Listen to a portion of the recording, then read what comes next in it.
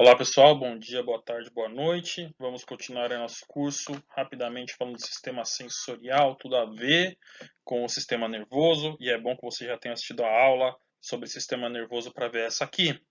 No próximo slide a gente já vai ver por que esse tudo a ver, né? Então, vamos lá. Sistema sensorial são esses vários órgãos que a gente está vendo bem aqui, ou esses vários sentidos pelos quais a gente percebe o mundo à nossa volta. Para cada sentido, a gente está percebendo pelo menos uma coisa, né? Alguns sentidos são bem óbvios. A visão a gente percebe a luz refletida nos objetos. Isso já não é tão óbvio, né? O som a gente percebe as vibrações sonoras que se alastram pelo ar, pelo meio, né? Outros talvez não sejam tão óbvios para você. O que é o paladar? O que é o olfato? Né? A gente vai ver. Tá aí na tabela, se quiser dar um pause, eu vou tirar minha cara aqui do meio, tem que lembrar disso, né? Mas o importante é que são as nossas formas de ver o mundo, né? E que todas essas formas, todos esses sentidos, eles são captados, né? Todos esses estímulos estão aqui, ó, são captados por receptores específicos e transformados em impulsos nervosos, impulsos elétricos que são transmitidos via nervos sensoriais. Já viu a última aula? Vai lá. Até partes do cérebro que vão interpretar isso, né? Então veja bem que é um caminho cheio de coisas aí no meio do caminho, né? A luz, ela vai, a gente já vai falar da visão, a luz vai vir para o seu olho, vai ser capturada na retina por células especializadas que reagem à luz. Essas células vão então mandar um impulso elétrico aqui para o lobo occipital do cérebro, aqui no fundo, e é essa parte do cérebro que vai entender, que vai compreender, que vai formar a imagem que você está vendo agora na sua cabeça, vai interpretar o que você está vendo, né? Vou devagar um pouquinho, né? O filósofo Kant, Immanuel Kant, ele falava que a gente não consegue perceber a realidade em si mesma, a última realidade das coisas, né? Porque tudo que a gente percebe tem que passar através dos nossos sentidos. E talvez tenham coisas que escapam aos nossos sentidos. Talvez tenham coisas que a gente nunca vai poder, né? A coisa em si mesmo nunca vai estar disponível para a gente, porque a gente só pode ver ela através de todo esse caminho aqui. Estímulos, né, sejam visuais, auditivos, olfativos, que vão passar por células receptoras e ir no nosso cérebro que vai interpretar. Eu concordo com o Kant só até a página 2, porque eu acho que os nossos sentidos não consideram um impedimento, os nossos sentidos para a gente reconhecer o mundo, é a nossa janela para reconhecer o mundo, mas eles são limitados e tem muitas coisas que podem ir lentamente diminuindo essas limitações, né? Os físicos hoje reconhecem a existência de neutrinos porque eles têm ferramentas que captam isso. Né? Ninguém capta neutrinos, é um negócio que passa. Nossos olhos não conseguem ver raio-x, luz infravermelha, né? Ondas supersônicas, ondas de som supersônicas são todas coisas que nossos sentidos não captam, mas que a gente reconhece a existência e tem como mostrar porque a gente criou ferramentas que captam ou coisas do tipo, tá? Vamos então olhar sentido por sentido aqui e ver o que acontece em cada um deles, porque senão a aula vai ficar muito longa se a gente passar muito mais tempo divagando. Mas a gente vai dar uma divagada. Vamos para a visão? Visão é fácil, né? Olho ou olhos, né? O olho em forma de câmara é o nosso olho. A gente viu ao longo do curso de zoologia, muitos organismos têm estruturas fotorreceptoras que percebem a luz, né? E nem todos têm olhos e nem todos têm olhos em forma de câmara. Os insetos, por exemplo, os artrópodes, geralmente têm olhos de outro estilo que captam a luz, desculpa, de outra forma. Olho em forma de câmera captura a luz. É uma câmera, como fosse uma câmera de tirar foto, principalmente uma câmera antiga, né? Hoje tudo digital não tem mais. Mas antigamente, as câmeras eram parecidas com o olho. Você tinha uma abertura por onde a luz passava. Aqui no nosso caso é a córnea, a camada que protege, né? Camada bem aqui do fora do olho. A luz passa por um buraquinho no nosso olho o buraquinho é a pupila, é o preto do olho. A bolinha preta bem no meio do olho. E esse buraquinho, ele tem um diafragma que pode abrir e diminuir a pupila. Já falamos dele na outra aula, né? O parasimpático e o simpático que controlam a dilatação da pupila, a contração da pupila. Mas basicamente, quando você está num lugar com pouca luz, a tendência é a pupila se dilatar para capturar o máximo de luz, da pouca luz que tem no ambiente. Quando está no ambiente muito iluminado, a pupila se contrai para permitir aquilo de luz que não vai danificar o seu olho. Quem faz isso são músculos que estão por trás da íris, a parte coloridinha do seu olho, que talvez seja castanha, talvez seja castanha escura, verde, azul e por aí vai, cor de mel. Eu não sei, eu não te conheço, tá? A minha é castanha, né? Então você tem uma musculatura atrás da íris que pode contrair e dilatar a pupila. Atrás da íris ainda a gente tem o cristalino, que é uma lente, tá? E vocês já devem ter visto em algum momento da vida de vocês, a lente ela dobra a luz, ela muda a direção da luz, ela tem um índice de difração. O cristalino, ele muda a direção da luz que entra, era para ser uma linha reta, desculpe, né? Para que a imagem seja formada com foco aqui na parte de trás, na retina, tá? E na retina você vai ter as células fotorreceptoras que vão receber essa luz. O que vai ser formado na retina? Uma imagem, tá? É uma imagem do que você está vendo, a imagem é invertida, mas seu cérebro corrige isso, não se preocupa, né?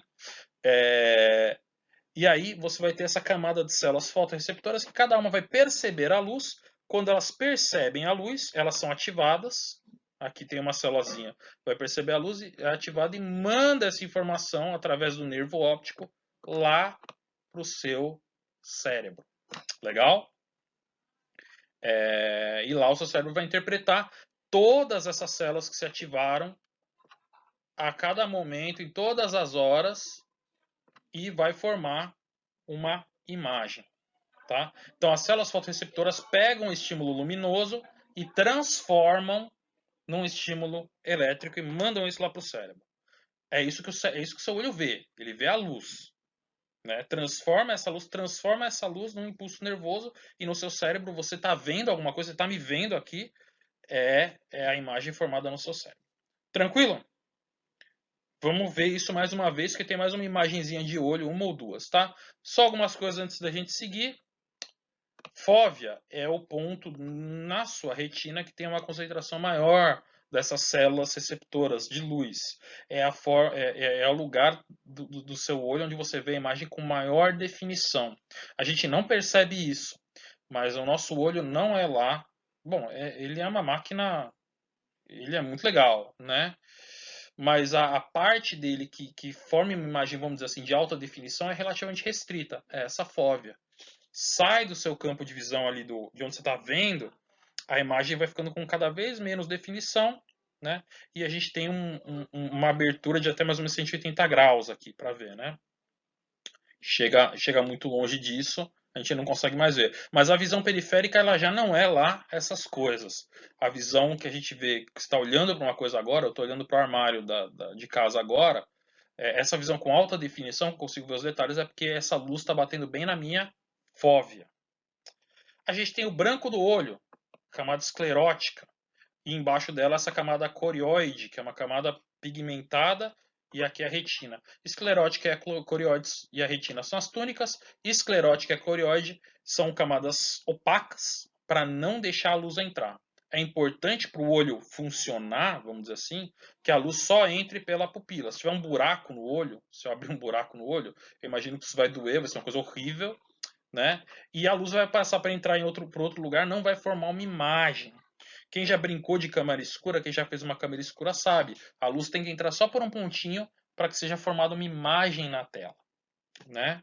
Câmera escura ou câmera de fotografar, vamos dizer assim, antiga, né? Que tem filme. Vocês já viram uma dessa? Pois é, mas ela funciona da mesma forma. Você tem ali uma abertura, uma lente que vai dar o foco e o filme fica no fundo. Ele fica aqui onde ficaria a retina, que é onde se formaria a imagem. Então a luz passa só por aqui, forma uma imagem aqui no filme, a luz bate no filme, esse filme reage com a luz, e depois quando você revela o filme, vocês sabem do que eu estou falando? Tomara, né? Quando você revela o filme, a imagem aparece porque os lugares onde a luz pigmentou, entrou em contato com a substância, que é fotossensível, a luz fica de uma cor ou de outra. Fotografia funcionava assim antigamente, hoje é tudo digital, né?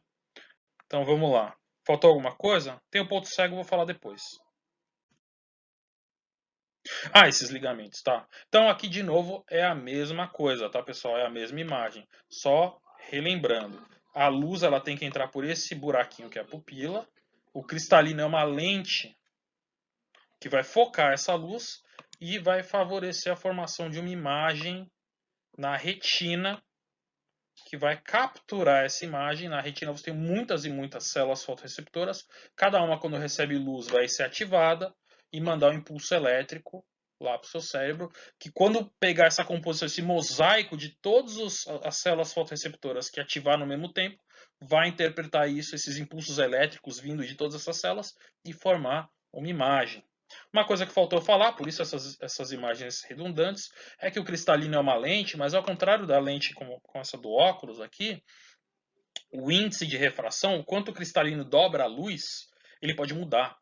Você tem músculos e ligamentos que contraem esse cristalino, deixam ele mais redondinho ou mais alongado, mudando o foco, né?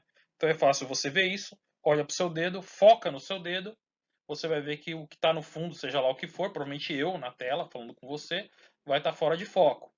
Aí você foca em mim, o seu dedo está aqui na frente, mas o dedo está fora de foco agora. O que você acabou de fazer, quando você olhou para o seu dedo, você contraiu a musculatura do ligamento, deixou ele mais redondinho e o foco, ele passou a refratar mais a luz, tá certo isso que eu falei, refratar, tá? E aí o foco ficou no olho. Quando você relaxa a musculatura do ligamento, você olha para o horizonte. O ligamento fica mais delgadinho, ele não fica tão redondinho e você pode focar à distância. E quando você começa, ainda na minha idade ainda não sinto isso, mas daqui a alguns anos eu vou começar a sentir esse desgaste do ligamento, focar mais perto, talvez fique mais complicado, talvez eu precise de óculos para ler por conta disso, à medida que você vai ficando velho. Acontece. Vocês são jovens, vocês não têm esse problema. Eu daqui a alguns anos vou ter. Meu óculos não é para isso, vamos falar disso daqui a pouco também, tá? Bom, aqui então é o que a gente tem aqui, o olho, de novo, mesma coisa, e aqui a retina. Vejam, tem uma imagem aumentada, vou querer tirar minha cara aqui. Aqui você tem as células fotorreceptoras. A luz vem daqui e bate aqui. Aqui a luz está vindo daqui, ó. Ela bate nessas células. E essas células, quando a luz bate, elas têm nessa região aqui substâncias que reagem à luz. E quando a luz bate, vai reagir, vai formar oh meu Deus, um impulso elétrico. Meu Deus, esqueci o nome. Um impulso elétrico, né, que vai ser transmitido dessa célula aqui que vai ser ativada. Um potencial de ação vai formar um potencial de ação. E dessa célula isso vai passar para um neurônio, que é esse aqui, que vai passar para outro neurônio que vai passar um impulso elétrico lá para o nervo óptico e lá para o seu cérebro. Percebam, olha que coisa esquisita. E é esquisito demais isso. Os neurônios estão na frente, né? Eles não estão aqui atrás. O ideal seria que eles ficassem atrás da célula. A luz batia na célula e aqui atrás já tinha neurônio para levar o impulso elétrico. Não é assim. Os neurônios estão na frente. Eles são o quê? Transparentes. A gente não vê eles. Eles não atrapalham a nossa vida nesse sentido. Mas eles ficam na frente, né? Eles ficam bem aqui, ó, nessa camada de dentro do olho. Então esses neurônios eles têm que passar por dentro do olho e eles têm que, vamos ver, atravessar a retina. Eles passam por dentro para depois atravessar. O certo seria que eles ficarem do lado de fora. Vocês entenderam o que eu estou falando? Vou tentar desenhar em azul aqui. O neurônio, então, tem a célula aqui, o cone ou bastonete, a célula fotorreceptora. Dela sai um nervo que passa por dentro do olho, tem que passar por um furinho aqui e sair para ir para o cérebro. Aqui é a mesma coisa. Tem outra célula aqui, recebe a luz, passa para o neurônio que tem que. Então você tem um circuito todo de neurônios que tem que passar, que estão dentro do olho, que tem que passar por um buraquinho aqui, por onde passa o nervo óptico. Tem um buraco por onde passa esse nervo óptico, um buraquinho no seu olho. Esse buraquinho é o ponto cego. Todo mundo, eu e você, tem um ponto cego em cada olho, uma região que não captura a luz, né? O nosso cérebro compensa esse ponto cego Por isso que você não percebe que ele está lá o tempo todo, né? Tem uma forma de achar ele, é meio complicado, eu não sei se eu vou ensinar para vocês nessa apresentação, mas acreditem em mim, procurem na internet como achar seu ponto cego. Ele está lá, tem uma região no seu olho que não captura a luz. Por quê? Por conta disso, que cada neurônio ele sai aqui para dentro do olho, tem que passar por um nervo, para chegar no nervo, tem que ter um buraco ali no nervo óptico, um buraco da retina, onde esse fio passa. Por que isso? Por que essa tosquice? Por que essa coisa esquisita? Evolução, baby, né? É a evolução. Nossos ancestrais, eles tinham, provavelmente não era nenhum olho, era uma estrutura fotorreceptora que tinha esse arranjo, né, das células fotorreceptoras de uma camada no fundo e os nervos na frente, né? E isso teve que ficar assim ao longo da evolução de todos os vertebrados, tá? Todos os vertebrados têm esse ponto cego. Outros organismos que também têm olho em forma de câmara, particularmente os cefalópodes, né, os polvos, as lulas, eles não têm esse problema, eles têm o arranjo que seria correto. Tem aqui as células fotorreceptoras e atrás das células fotorreceptoras tem os neurônios que transmitem os impulsos, não na frente, né? O nosso ancestral lá do Cambriano tinha esse arranjo, a evolução ela não tem como mudar isso sem, vamos dizer assim, desmontar o olho e montar de novo. E a evolução ela não faz isso, ela não desmonta e monta. Ela vai trabalhando só no puxadinho. Ela vai fazendo só as gambiarras no que tem. Para você refazer esse arranjo, teria que desmontar o olho, teria que o bicho nascer cego para depois montar um olho direito. A evolução não faz isso. Ela trabalha gradualmente, puxadinho em puxadinho, gambiarra em gambiarra. Se a gente tivesse mais tempo, eu adoraria falar outras gambiarras que a gente tem no nosso corpo, evolutivas, né? Mas não tenho tempo. Então vamos seguir para frente. Então, até agora eu tenho falado em células fotorreceptoras. E esse nome não está errado. As células da retina são células que percebem a luz, né, e que têm um pigmento, tem alguma substância química, um pigmento, que reage a essa luz e faz com que a célula atinja o potencial de ação, mande um impulso elétrico lá para o nervo, que vai para o seu olho. No ser humano, a gente tem dois tipos diferentes de células fotorreceptoras, os cones e os bastonetes. O próprio nome sugere, e a fotinha aí, a imagem aí confirma, esses nomes se devem a diferenças morfológicas na célula, diferença da forma. O bastonete tem uma forma mais de bastãozinho e o cone uma forminha mais cônica. Mas a principal diferença dessas duas células é uma diferença funcional. Os bastonetes eles são sensíveis à luz, tá? E eles não conseguem discernir a coloração da luz. Eles simplesmente são ativados e fazem com que você perceba formatos, objetos, padrões visuais, né? Mas eles não conseguem ver cores, tá? Já os cones, eles têm um pigmento aqui que vai se ativar apenas a cor de determinado, uma faixa de comprimento de onda e não irão se ativar, não irão se ativar tanto em um comprimento de onda diferente. Portanto, e comprimento de onda é o que diferencia a cor da luz. Então, cada cone vai ser sensível a um tipo de luz, a uma luz num comprimento de onda, a uma luz de uma cor diferente, né? No ser humano, a gente tem três tipos de cones. Um cone que é ativado na luz, na faixa de frequência do vermelho, né? Um cone que é ativado na luz na faixa de frequência do verde. Eu falei amarelo, eu tive que regravar. Na verdade, eu tive que regravar porque meu computador deu pau. Mas é verde. E um cone na faixa do azul. Vermelho, verde e azul são os cones que a gente tem numa pessoa normal, né? Então, quando eu mostro a minha camiseta, você aí tá vendo, tá recebendo a luz, no caso ela sai da tela, né? E bate no seu olho, lá na retina. Os cones que capturam o comprimento de onda vermelho vão se ativar, enquanto os outros não vão se ativar, ou não vão se ativar tanto, e vão mandar impulsos elétricos no seu cérebro. Só esses cones mandando impulso elétrico, seu cérebro vai interpretar isso como sendo o professor está usando uma camiseta vermelha, né? E lógico, combinações entre esses cones vão formar aí as diferentes cores que a gente tem, né? Nível de estação deles. Então, opa, Por exemplo, aqui eu estou montando uma mancha roxa, essa mancha está saindo da sua tela e está estimulando tanto os cones vermelhos quanto os azuis. Esses cones estimulados mandam impulsos elétricos para o cérebro, que vai interpretar esses cones sendo ativados como tem uma mancha roxa na tela aí da aula da videoaula do professor. Tá? Seu cérebro interpreta isso.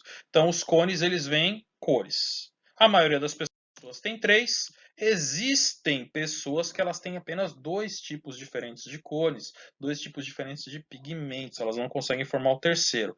Elas vão ter um problema, uma condição, né? Não é tão grave, não é o fim do mundo, chamada daltonismo. É uma doença genética, uma condição, tá, genética de caráter hereditário. Homens têm muito mais frequentemente que mulheres, e se você quiser saber por que, tem uma aula minha sobre genética sobre isso, né? E aí essas pessoas elas não têm os 3 tipos de cones, tem só 2, elas vão ter dificuldade de discernir entre algumas cores. O tipo mais comum de daltonismo é uma dificuldade de discernir entre o verde e o vermelho, mas tem outros, tá? A pessoa ela não tem um tipo de cone, ela vai ter só 2, ela tem essa dificuldade de discernir. Se alguém aí que está me assistindo é daltônico ou daltônica, essa cor dessa camiseta, por exemplo, ela vai ter dificuldade em dizer qual é a cor, ela não vai estar vendo esse vermelho, tá? É muito louco pensar isso, né? A pessoa não vê uma frequência de cores.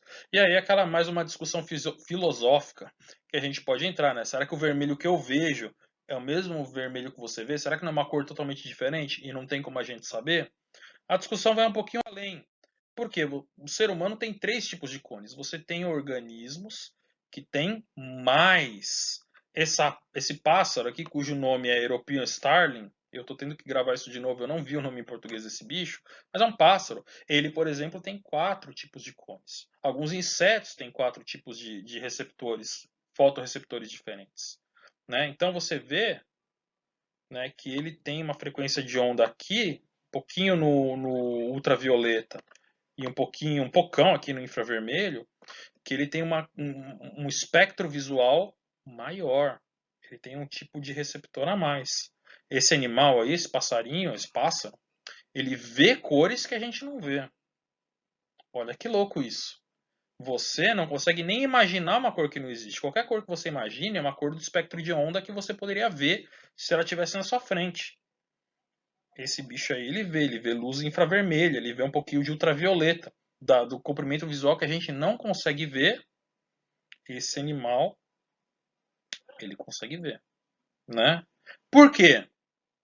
Sabe-se lá por quê, né? Os insetos eu sei por quê. Os insetos eles veem às vezes frequências de comprimento de onda que são refletidas das flores. Então borboletas, elas veem a luz ultravioleta que as flores refletem que a gente não vê, para chamar atenção.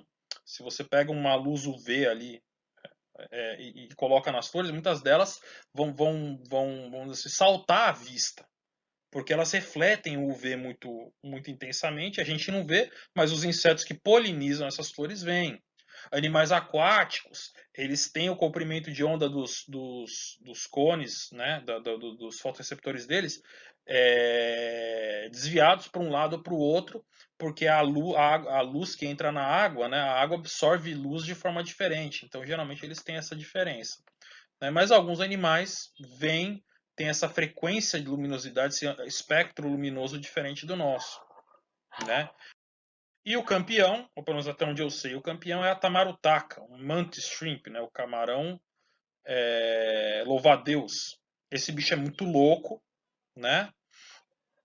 Ele tem essa cor maravilhosa, ele tem essas garras que engatilham, e ele é um elástico mesmo, é uma questão de energia potencial que ele acumula, e ele solta, ele dá um soco que quebra as conchas, né? Esse animal come moluscos, então ele quebra as conchas do molusco e pega a comida de dentro. Não dá para ter em aquário, porque ele quebra o aquário socando, né? E para algumas espécies esse soco equivale a um tiro de uma pistola calibre 22. É um negócio que se ele desse na sua cara, provavelmente doeria, poderia até quebrar um osso. É um bicho violento. E não só isso. Talvez o mais louco desse bicho é que eu não lembro quantos, mas ele tem vários. Tipo, eu lembro que era coisa de 20 fotorreceptores para frequências de onda diferentes. Esse aqui é o espectro visual do bicho. Aqui é o do humano. Os nossos três, ó, o azul, o verde e o vermelho. Nossos 3 tipos de cones. Esse bicho tem isso aqui, ó, de tipo de cone diferente. Tudo isso. Ele vê todo um arco-íris que a gente não consegue nem conceber. Como será que esse bicho vê o mundo? Eu não faço ideia. Né? Por que ele precisa de tanto fotorreceptor? Bom, é um animal predador, ele precisa de uma acuidade visual grande. O olho dele, apesar de não ser o nosso tipo de olho, visão de câmera, ele tem uma acuidade visual bem grande, tem partes diferentes que capturam a luz ali de forma diferente, mas ninguém sabe ao certo por que ele precisa de tanto receptor visual, por que ele precisa de ver tanta cor diferente. Mas ele tem, ele vê, né? Muito louco, certo? Bom, aqui o olho, a proteção externa, cílios, a glândula lacrimal, tem uma membrana nictitante, a maioria das pessoas é vestigial aqui, por aí vai. Problemas de visão, já falamos do daltonismo, vamos falar agora da miopia e da hipermetropia. Começando pelo meu problema de visão, que é a miopia. Eu uso lentes corretivas, que no caso estão aqui no óculos, tá?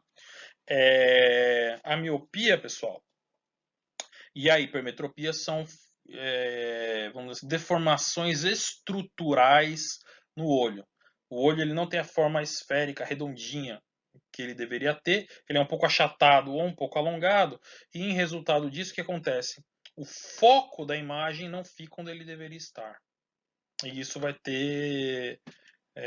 Vai se refletir na nossa acuidade visual. No caso do míope, o olho ele é alongado. Então a retina está aqui atrás e o foco da imagem está aqui na frente. Isso vai causar um problema principalmente para ver de longe. Né? Eu falei, eu não sei se eu tive que regravar essa parte ou não, mas eu falei numa outra gravação que eu estava olhando aqui para o guarda-roupa que está na minha frente. Quando eu estou de óculos, eu consigo ver exatamente as roupas e tudo que tem no guarda-roupa à minha frente, que está entreaberto. Tirando o óculos, ele está uns 2 metros de mim só. Já vira tudo um borrão. Eu tenho uma miopia grande e ela está crescendo, né? Ainda não estabilizou para eu poder fazer a operação. Nem quero, tá? Eu tenho, não gosto. Eu estou de boa com o meu óculos, estou em paz com meus óculos. Mas é isso. Então isso dificulta a visão distante, fica tudo borrado, de perto não tem problema para a miopia. O contrário ocorre na hipermetropia, né? Em que o olho ele é achatado e o foco está depois da retina. A imagem que atinge a retina ainda não está com o foco montado. Isso causa um problema para ver de perto. Essa pessoa precisa de lentes corretivas quando ela está olhando alguma coisa de perto, lendo alguma coisa. Né? É a hipermetropia. Nos 2 casos, se resolve muito bem, obrigado, com lente corretiva, o famoso óculos ou lente de contato. No caso do míope, são lentes côncavas. E no caso do hipermétrope, lentes convexas. Tá? Para corrigir isso. É um problema estrutural no olho. Tranquilo? Bom, aqui é a história que eu falei, eu não sei se eu tive que regravar, mas falei do ponto cego. Todos temos ponto cego no olho. Aqui eu não vou ensinar vocês hoje como se faz isso, procurem na internet. Com esse diagrama dá para vocês verem o ponto cego. Se vocês fizerem direito, vocês encontram um ponto que vocês olhando aqui para a cruzinha, essa bola, ela some. Eu não estou brincando, é possível de fazer, eu só não vou ensinar hoje para essa aula não ficar mais extensa do que eu já estou vendo que ela vai ficar. Tá bom? Todo mundo tem um ponto cego, tem a ver com o lugar onde passam ali as terminações nervosas para o nervo óptico. Falamos da visão,